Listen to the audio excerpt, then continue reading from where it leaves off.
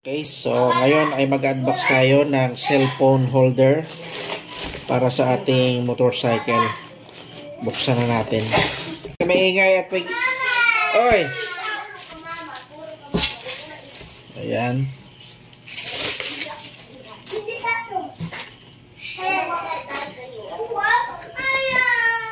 Tingnan natin kung okay. Mukhang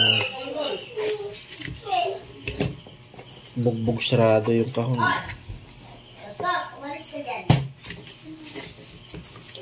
Nasa 200 po yan. Bili natin. Ayan.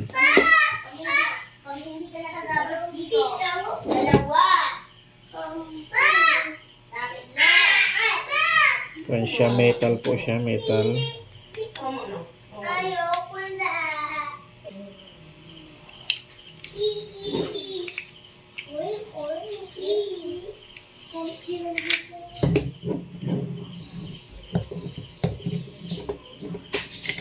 Yan.